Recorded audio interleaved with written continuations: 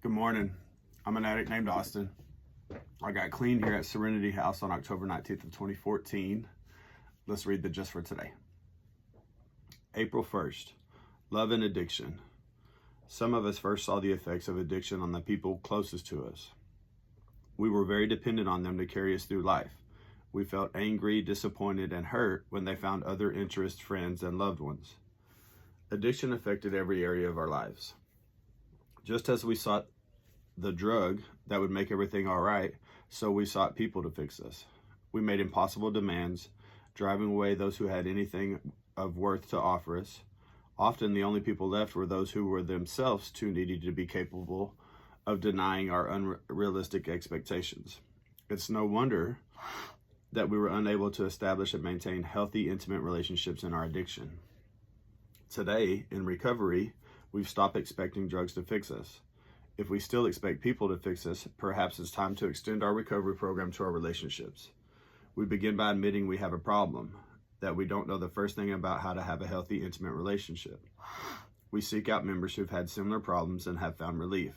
We talk with them and listen to what they share about this aspect of their recovery. We apply the program to all our affairs, seeking the same kind of freedom in our relationships that we find throughout our recovery.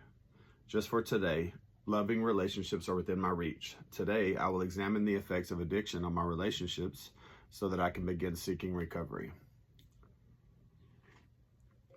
I'm grateful for the literature of Narcotics Anonymous. I'm grateful for the just for today's, the basic text, the it works, how, and why, the step working guide, guiding principles. I'm grateful because I find myself, and as I read this, like that was me, right? I had some very toxic relationships. Some relationships were transactional. Some were toxic because I knew that people were codependent and they had their own maybe addiction issues or other issues, and that they would put up with my crap, right? Because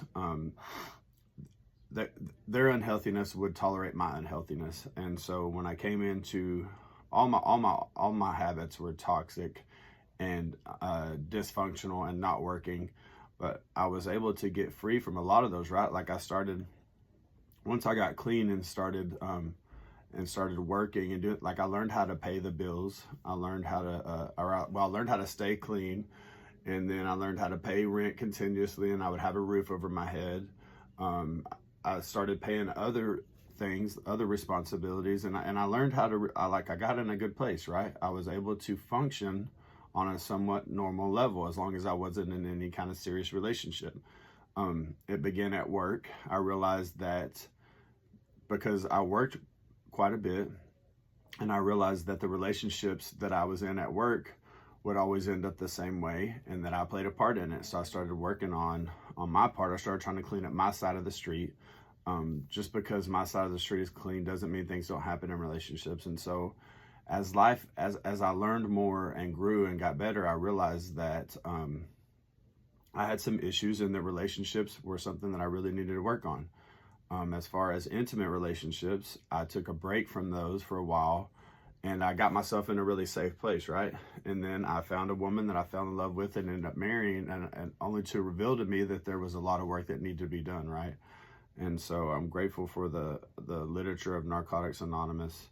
I'm grateful for a sponsor that helps me get to those places. I've still got a million miles of work to do, but like I'm free today. Like I can lay in bed at night and go over what happened throughout the day, and be okay with who I am today, right? And I don't have to overcompensate in certain areas. I don't have to spend money. Like I don't have to do all these things, give people a bunch of gifts so that they're okay with me, because I've done that in the past, right? I made sure that everybody was happy and taken care of and had everything they wanted, so at least I could say I was doing that. And so I'm grateful for this program, that I'm able to learn how to get a little bit better every day. Sometimes it's 2 steps, or 1 step forward, 2 steps back, right? Like I'm in no means the easiest person to be around, but I'm grateful because I've learned enough, and I'm learning enough to be able to at least bring something to the table, right? And so, and not just be a provider. I can be emotionally and mature enough to be able to carry on conversations, see where I fall short, and work on getting better. And that's what life's all about, right? And I'm grateful that that this program brought me to this place, because I don't know that I would have ever changed.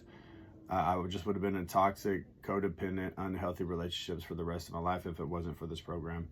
I hope that helps y'all. Thank y'all for tuning in, and I hope you have a blessed day.